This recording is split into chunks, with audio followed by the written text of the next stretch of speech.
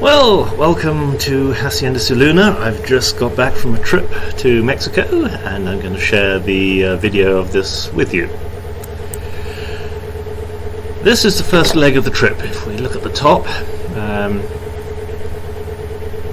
we start at Hacienda Soluna and then we're going down to Guaymas. Now there's some restricted area around Hermosillo. Normally I would just go the more direct route to Hermosillo and then down to Guaymas, but because we have some quite strong winds against us, especially in the north, I decided to do a southerly leg and then cut across towards Guaymas, and that all worked out quite well. Well, let's take us now. It's 8 o'clock in the morning.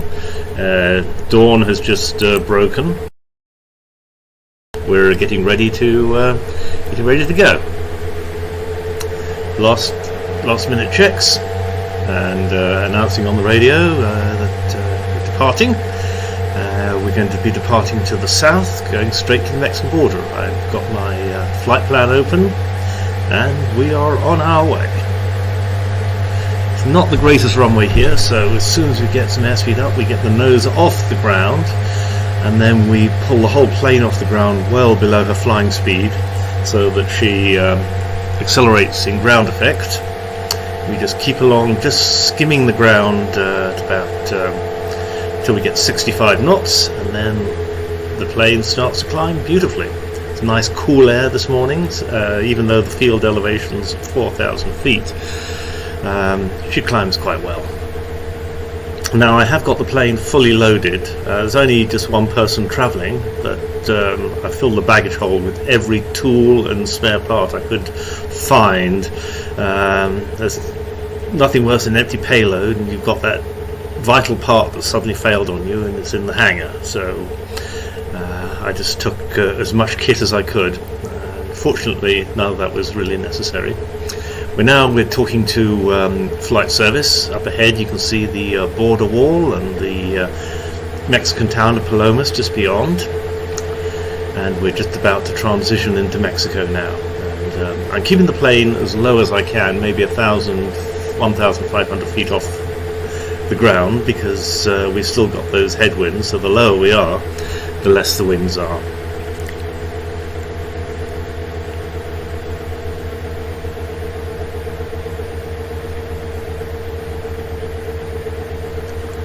Now we're into Mexico proper.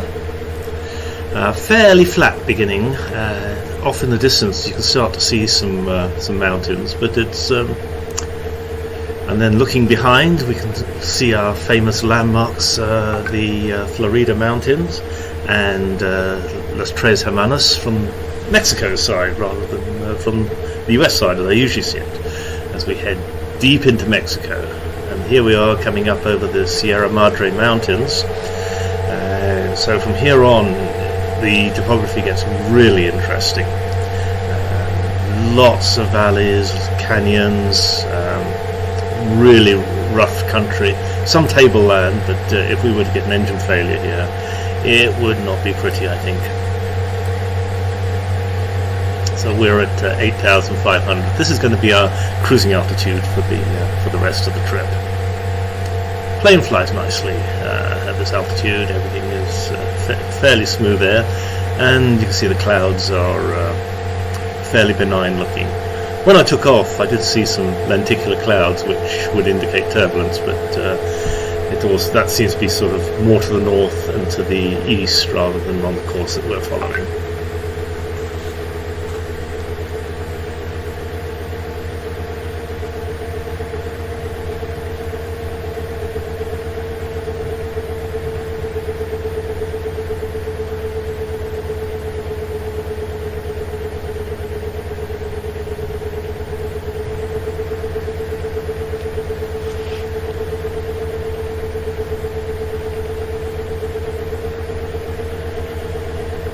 And some photos of some of the canyons that I took with my DJI camera as we're flying along.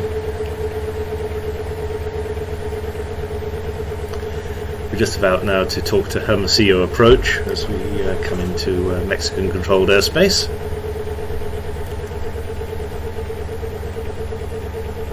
absolutely spectacular landscape. Time went really quickly. It was just so interesting looking at these wonderful varied landscapes. You realize what an amazing country Mexico is. It's a huge place, and just a land full of contrasts.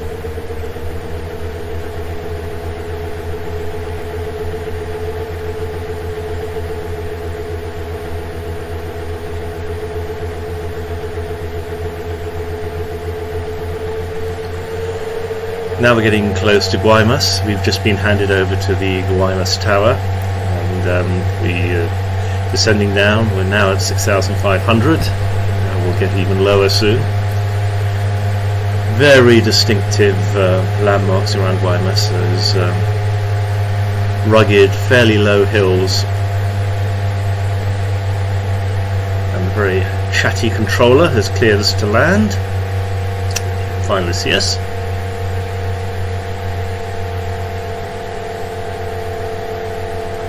Guaymas is a really good place to check into Mexico. When I arrived here, within half an hour I had all my entry permits, passport stamped, and everything paid up, flight plan filed, and I was on my way again. So I've heard other airports it can take hours to check in, but this place, they seem to have everything really well streamlined. Everybody's super friendly. Immigration officers spoke excellent English. My Spanish is sort of okay, I can get by now, but anyway, everybody was just more than eager to help, and while the paperwork was being done, the airport manager arranged for the plane to be fueled. So really good experience here. So that's why I chose Guaymas to clear out as well. I could have saved a bit of time by choosing an airport of entry closer, but this is the place to do it. Anyway, here we are, we're arriving, finding a parking spot, and we go in and do our paperwork. The next leg is going to be a little bit more interesting. We've got to cross quite a bit of water here. We're just taking off from Guaymas and getting as much altitude as we can. We've got a 75-mile stretch of open water, so I'm climbing the plane as high as I can before we go over the water. If we have a problem, altitude just gives you that much more option. Here we are over the middle of the Sea of Cortez. Quite a lonely place when you've only got a single engine. See, I'm wearing my life jacket, quite important, and it's also illegal not to fly without a life jacket over open water. Anyway, the whole trip went uneventfully. We are now approaching the Baja Peninsula, and Mulegé, I think it's the way they pronounce it, is dead ahead. We've got probably another 15 minutes to run. Now, Mulegé is a dirt strip. The last I heard, there'd been some rain, but it was sort of okay. I think we had to report one person had landed. However, we've got some slushy patches, so we're not expecting much braking action. So we're going to have to come in as slow as possible and just use aerodynamic braking. So before we do anything, we're just going to have a quick look at the strip and just make sure it's okay.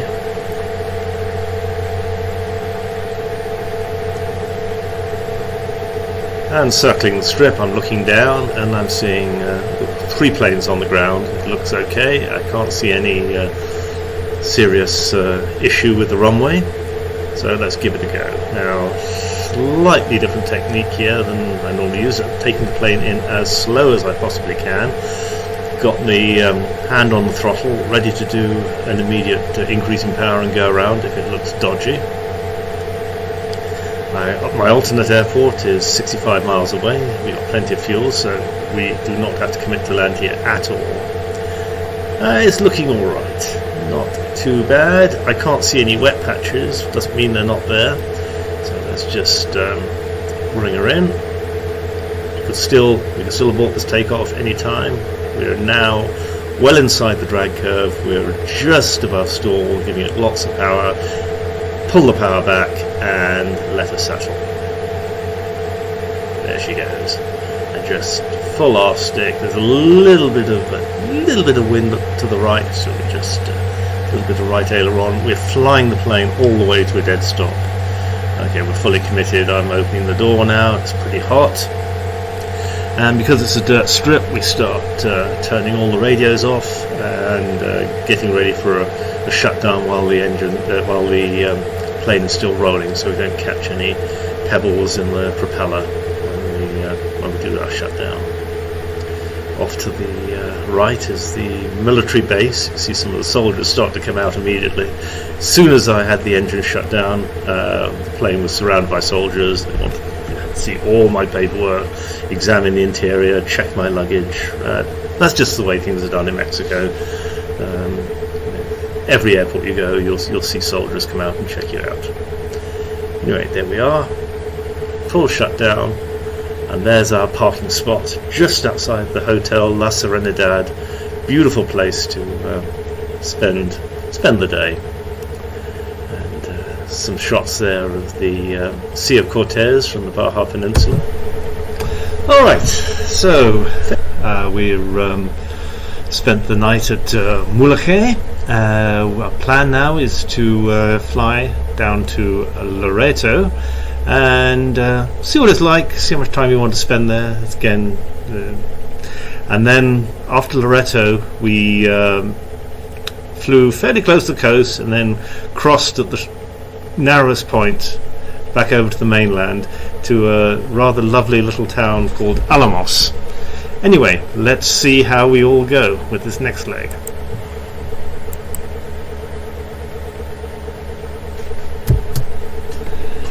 So, we're up bright and early. We're running our checklist on the go. Trick with a dirt-filled runway is that you just keep the plane moving at all times. That keeps all the debris, sand, and rubbish behind the propeller, which is where it belongs. So, double check everything. Controls, free and correct. Check the doors.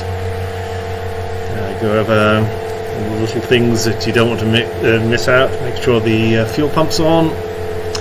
I did walk the runway and we checked that the run-up pad was clear so we could check the engine. Anyway, here we go. Same as from Hacienda Sur Luna, we want to get the nose off as soon as we can. I did find some slushy points that we're trying to avoid. Anyway, we've broken ground already. Accelerating nicely. Plane at sea level, climbs beautifully. And behind us, to my left, your right, you'll see the Hotel Serenidad where we spent the night. Lovely weather, everything clear, and we've got a nice tailwind to take us down to Loreto. There's the river that goes through Mulegé. And into the dawn we go.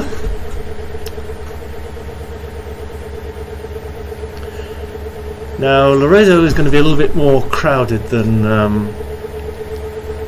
quite a few other airports we've been to. There's quite a lot of jet traffic because it's a fairly popular tourist destination.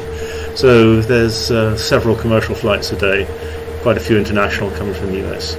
Anyway, we were following a CRJ regional jet in, and so he's just got off the runway and we're cleared. Just the wind is blowing a little bit off, so we don't have to worry too much about wake turbulence. Another lovely little airport, very laid back.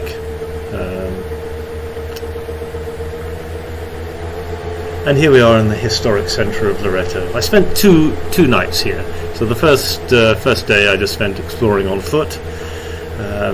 Nice little coastal walk there. Almost injured myself by falling into a handicapped ramp, which I wasn't looking where I was putting my feet. Here is the main square.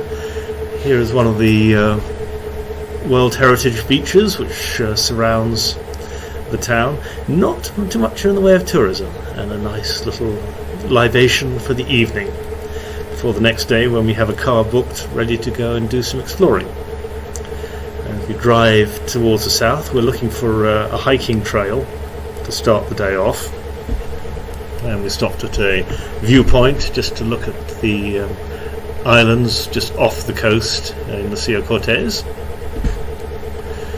And very, very dry, but really beautiful contrast. And that's looking up the Tabor Gorge, which I attempted to walk. Got about 2.5 miles up there and got to a climbing pitch, which really I did not feel comfortable doing on my own. So we went and just explored a little bit further south, tried this road, going down to one of the more exclusive beaches. Really rough going. I didn't think the car was going to make it, but we made it to the end and had a little explore and then came back. But just beautiful scenery all around. So I had a really good day.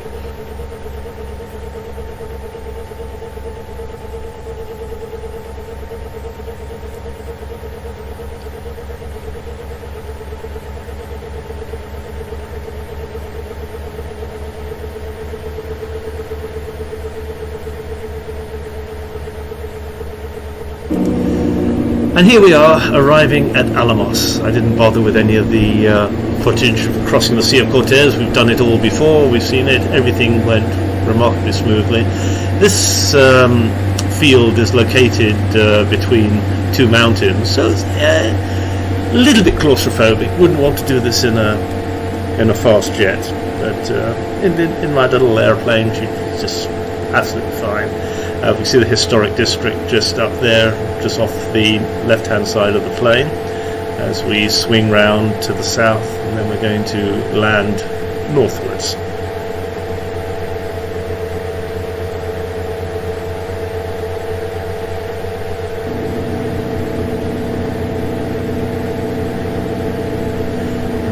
There is a runway. It's quite a decent runway, about 4,500 feet. You can bring a small jet in here if you wanted to. So I gather this is before the pandemic. This was quite popular. While I was there, almost no tourism at all. A lot of the restaurants have gone out of business. So this town needs some serious tourist industry to recover, because that's basically all the industry they have.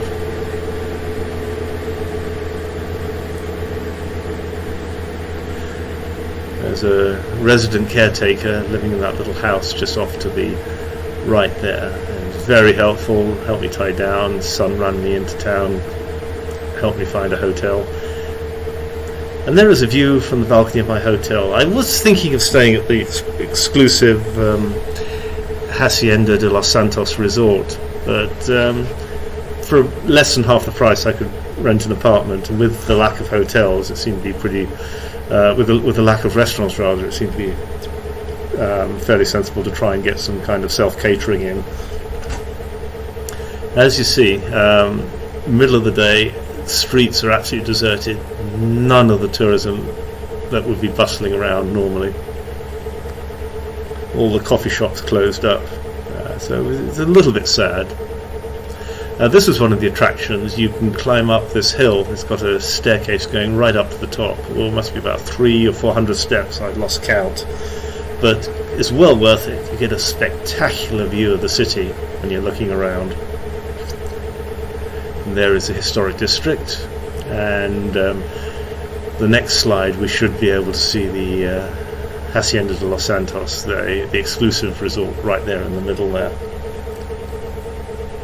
And that's where I went and got a spot of supper. It's the only place that was really open. And, very pleasant evening it was too. Next day we're heading back to Guaymas, get some fuel and clearing out of the country. Cherokee November, 32847, 10 miles, left base, runway 20.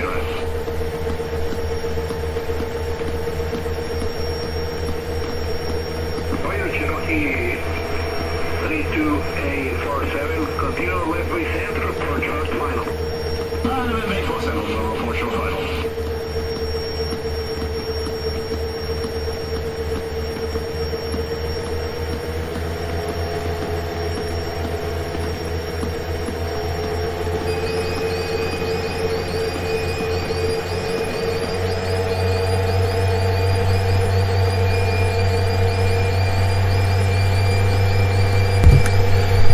Okay, so we've got back to Guaymas, and we're just done our clearance. Our route back is to avoid the restricted areas. We go towards Hermosillo, and then there's a narrow corridor, and then back we go. Now, we had a weather briefing which was basically fairly benign, some scattered showers on arrival, moderate winds, but as you'll see, once we got going, things took a decidedly major turn for the difference. Let's go.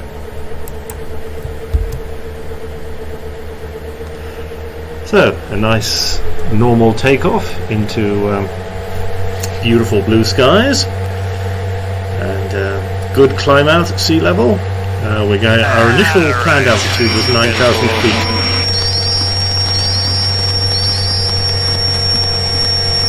Back a bit.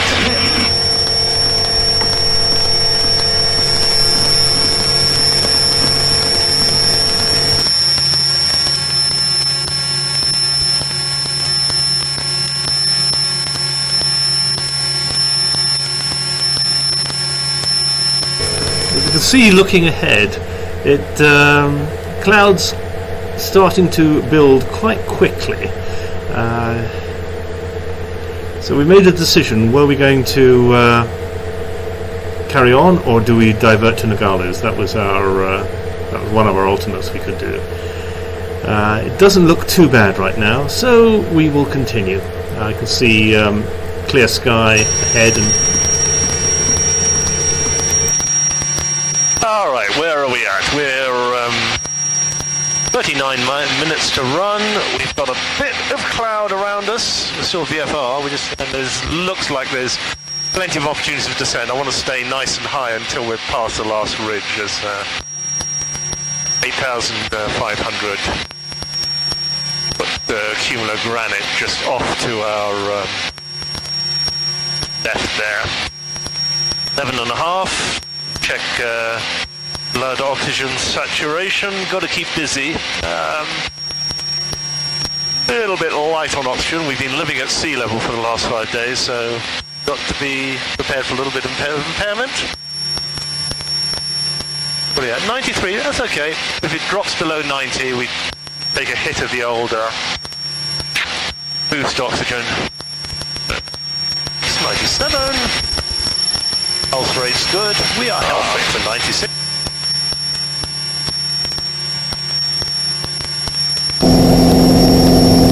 Lovely tailwind, and not tailwind. Fine. We've got a customs appointment in 45 minutes. 40 minutes to go to our destination, so we'll land ahead of time. Fine. It's an opportunity to close the flight plan.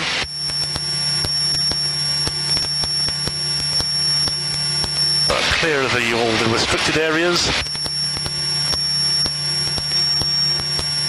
Coming up to ADIS penetration, so let's put our assigned squawk code in, 1211.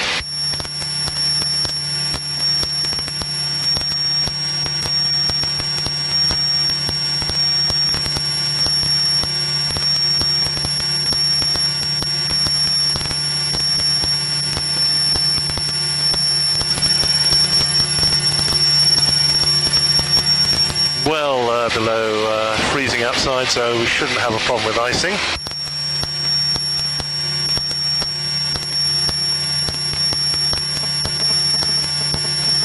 Problems with these international border crossings, you've got a lot less flexibility on weather. Anyway, we've got lots of outs over there. If we have to divert to Nogales in an emergency, we divert to Nogales. Simple as that.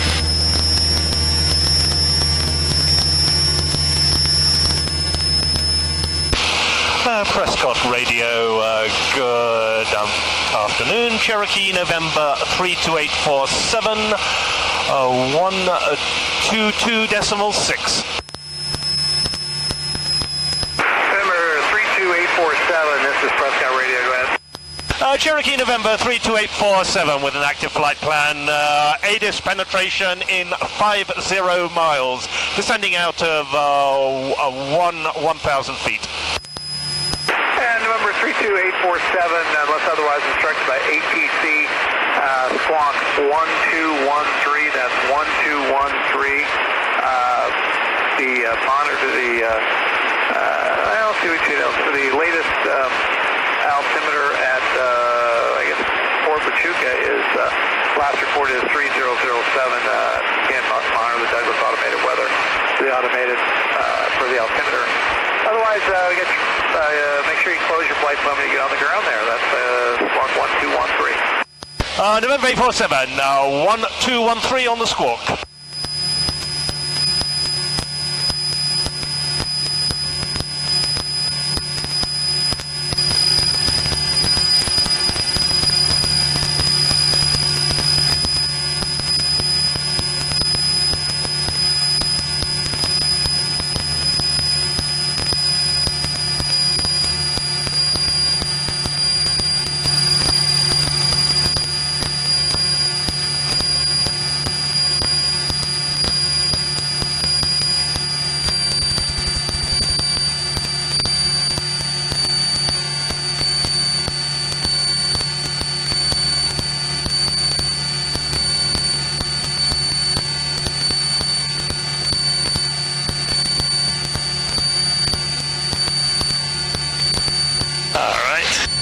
So the freezing level, we got rain.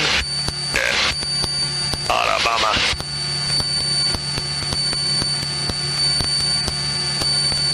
That way to the mountain, that way to the valley. Oh, I think we've got to go through the rain. Radio, Cherokee November 32847 on 122.6.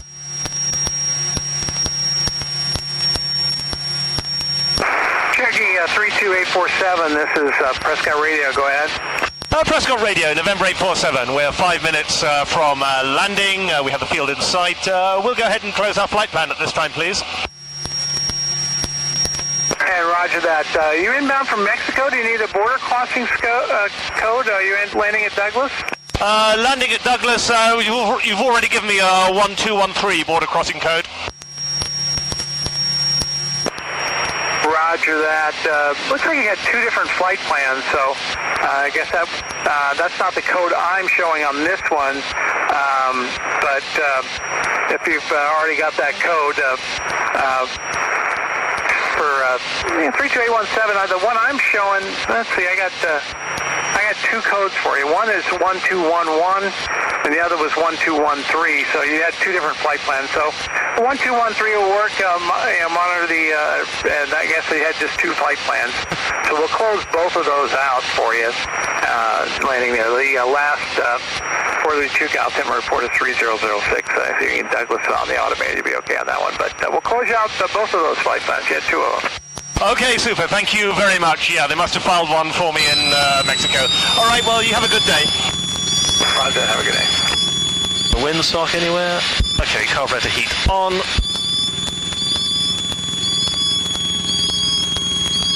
Douglas traffic, Cherokee November 847, left downwind runway 21, Douglas.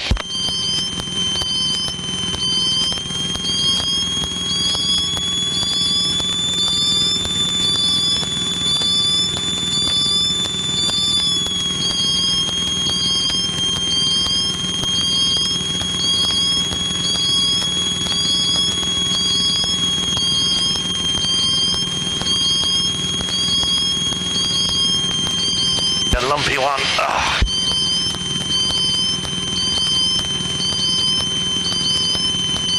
Do a long approach.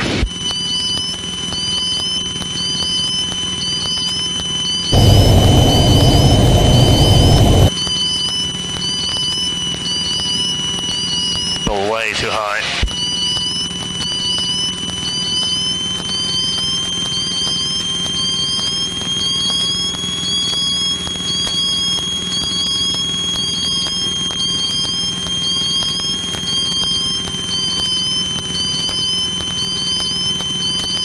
Douglas traffic, Cherokee November 847 base for left base for runway 21, full stop, Douglas.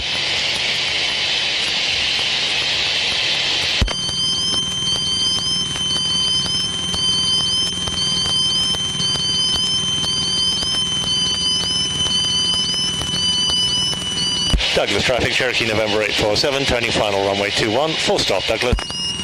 Okay, we're going to do a 2-flap landing. It's going to be gusty. I cannot see a windsock anywhere, but I'm just, yeah. Okay, there it is. That's horrible. Okay. Jesus.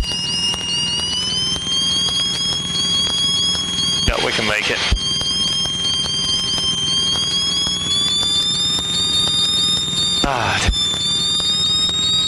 Speed up.